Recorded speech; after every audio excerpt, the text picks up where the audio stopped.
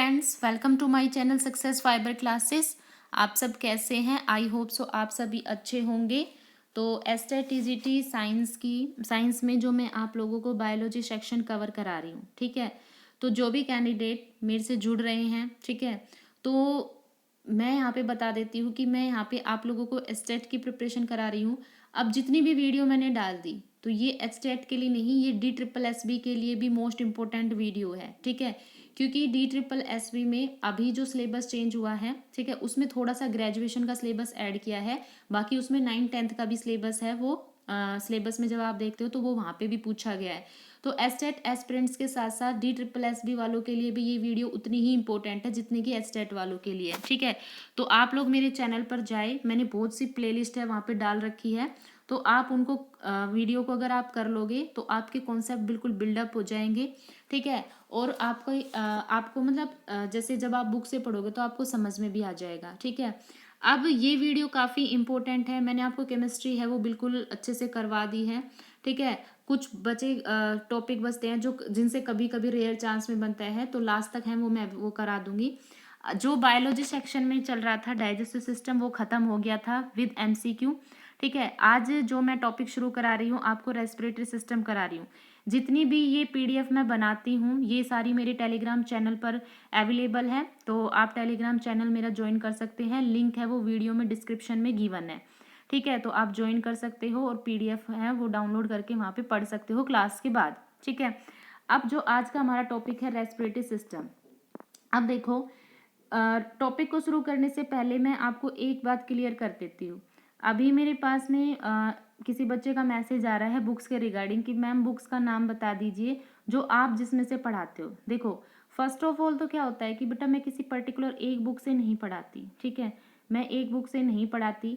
आज की PDF में आप देख सकते हो, ठीक है, मैंने किस तरह से PDF बना रखी है ना, बीच में स्पेस डाल डाल के। जो मुझे इंपॉर्टेंट लगता है मैं सिर्फ उसी को ही डालती हूँ, देखो, ठीक है। ये नीचे देखो, अब ये जो PDF है जो यहाँ पे ऑक्सीजन गैस की परसेंटेज है, ये जो मैंने रीड के लिए परचेज की थी जब मैं तैयारी करती थी, तो ये उस टाइम की, और ये हिंदी मीडियम की बुक है। तो आप हिंदी मीडियम में समझ लोगे, नहीं समझ पाओगे, ठीक है। तो मतलब मेरे पास कोई एक बुक नहीं है ना, मेरे पास बहुत सारी बुक्स पड़ी है साइंस की।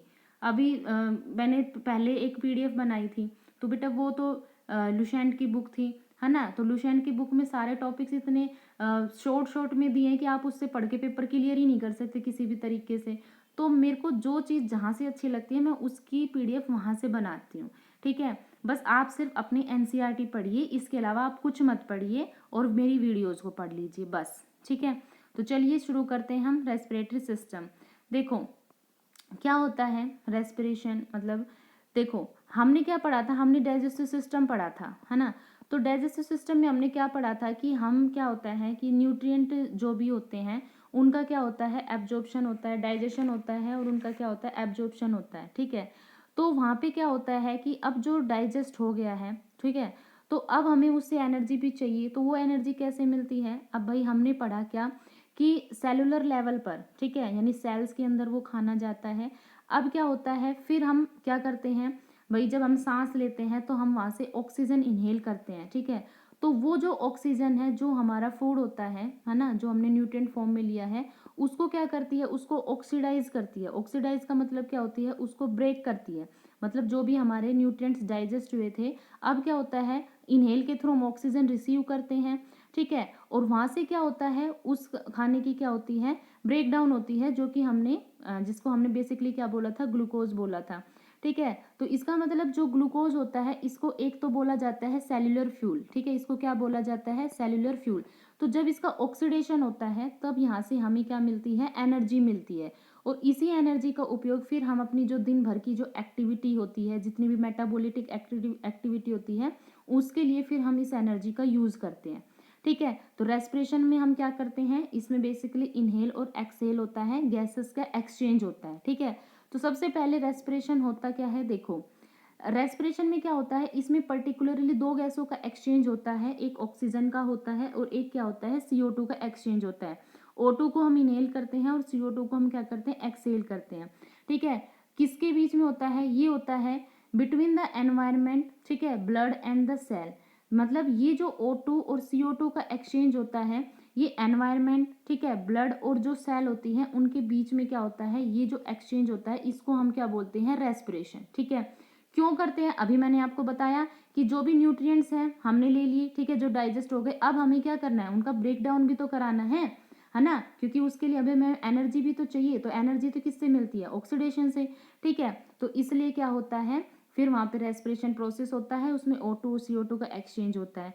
ठीक है, अब मैंने बताया कि ये कैसा प्रोसेस होता है, ये एक ऑक्सीडेटिव प्रोसेस होता है, क्योंकि इसमें क्या होता है, ऑक्सीजन ऐड होती है और वो क्या करती है, ग्लूकोज को ब्रेक डाउन करती है, और एडिशन ऑफ ऑक्सीजन क्या होता है, ऑक्सीडेशन। इसलिए जो रेस्पिरेशन है वो कैसा हो गया, ऑक्सीडेटिव प्रोसेस हो गया, और ये कैसा होता है, एक कैटाबोलिक प्रोसेस होता है।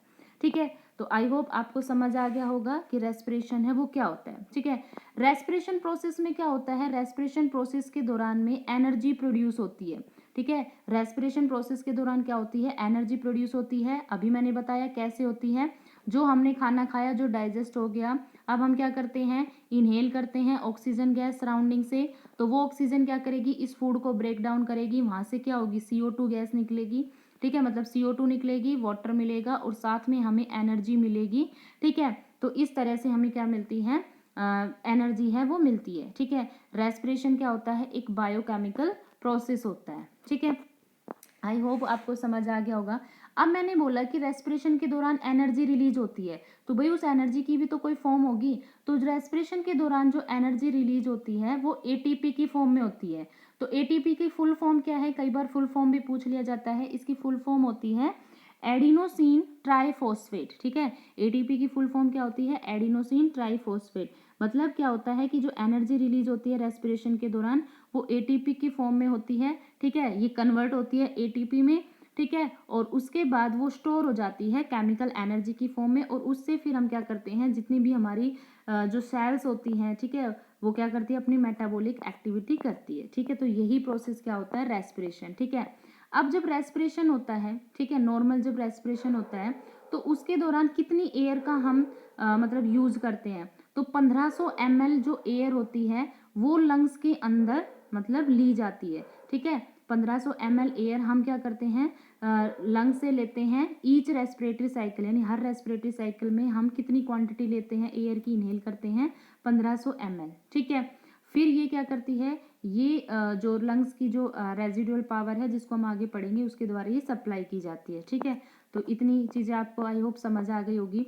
अब देखो इसमें क्या होता है, मैंने बोला कि रेस्पिरेशन प्रोसेस में O2 और CO2 का क्या होता है, एक्सचेंज होता है। ठीक है, अब इसमें क्या होता है, कई बार ये इम्पोर्टेंट है क्योंकि यहाँ से परसेंटेज पूछी जाती है। ठीक है, तो रेस्पिरेशन प्रोसेस में जो गैस हम इनहेल करते हैं, मतलब जो गैस अंदर जाती है, तो यहाँ पे इनकी परसेंटेज फॉर्म आपको दी हुई है। ठीक है, यहाँ पे जो गैस इनहेल की गई है उनकी परसेंटेज दी गई है, और यहाँ पे रेस्पिरेशन प्रोसेस में जो गैस रिलीज की गई है उसकी परसेंटेज यहाँ पे गिवन है। तो सबसे पहले देखो हम यहाँ पे देखते हैं, सबसे पहले हम ऑक्सीजन की बात करते हैं। ठीक है, तो जब हम इनहेल करते हैं, इनहेल का मतलब क्या होता है, जब हम सांस लेते हैं, ठीक है, तो सांस हम लेते हैं तो एयर अंदर जाती है ना, तो उसमें जो ऑक्सीजन गैस होती है उसका 21% होता है, यानी जब हम इनहेल करते हैं तो ऑक्सीजन 21% में हम लेते हैं। ठीक है, उसके बाद जब हम निकालते हैं, मतलब जब हम इसको निकालते हैं, जब एक्सहेल होता है, एक्सहेल में क्या होता है, फिर जो ब्लड में O2 और CO2 का एक्सचेंज होता है, लंग्स की जो एलोवेली साइट होती है। ठीक है, फिर यहाँ पे जो ऑक्सीजन होते हैं उसकी जब रिलीज होती है एटमॉस्फेयर में तो वो 17% होती है, यानी इनहेल कर रहे हैं हम इसको 21%, लेकिन जब हम इसको निकाल रहे हैं, एक्सहेल कर रहे हैं, तो सिर्फ इसका 17% निकाल रहे हैं। दूसरा आता है नाइट्रोजन, नाइट्रोजन का इनहेल में कितना परसेंटेज होता है, 78%। ठीक है, ये वाली जो गैस होती है ये हमारी कांस्टेंट रहती है, और ये क्वेश्चन पूछा गया था कि कौन सी गैस होती है जो इनहेल एक्सचेंज प्रोसेस में जिसकी परसेंटेज होती है वो सेम रहती है, तो वो होती है नाइट्रोजन। ठीक है, एक्सहेल में भी क्या होता है, नाइट्रोजन 78% रहती है, मतलब इसकी क्या होती है, परसेंटेज कांस्टेंट होती है। ठीक है, चाहे इनहेल प्रोसेस हो चाहे एक्सहेल प्रोसेस हो। अब आती है CO2, कार्बन डाइऑक्साइड। जो कार्बन डाइऑक्साइड होती है जब हम इनहेल करते हैं तो इसमें सिर्फ 0.03% हम इनहेल करते हैं। ठीक है, लेकिन जब हम एक्सहेल करते हैं, जब रिलीज होती है, तो CO2 कितनी रिलीज होती है, 4%, क्योंकि अभी मैंने आपको बताया ना कि ग्लूकोज क्या होता है, ग्लूकोज का ब्रेक डाउन होता है ऑक्सीडेशन प्रोसेस के थ्रू, तो इसमें CO2 निकलती है, तो CO2 क्या होती है 4% है वो निकलती है, जबकि हम रिसीव कितनी करते हैं इसको सराउंडिंग से, सिर्फ 0.03%। ठीक है, तो ये थी गैसेस की परसेंटेज फॉर्म। तो आज के लिए सिर्फ इतना ही। ठीक है, कल मैं आपको बिल्कुल मतलब इसको और मतलब इसका टाइम लेते हुए बिल्कुल अच्छे से मैं सारे कंसेप्ट है उसमें पढ़ा दूंगी। ठीक है, फिर हम इसके MCQ प्रैक्टिस करेंगे। तो आई होप आप लोगों को वीडियो अच्छी लगी है। तो वीडियो अच्छी लगी तो चैनल को ज़्यादा से ज़्यादा लाइक कीजिए, शेयर कीजिए, सब्सक्राइब कीजिए। Thank you very much.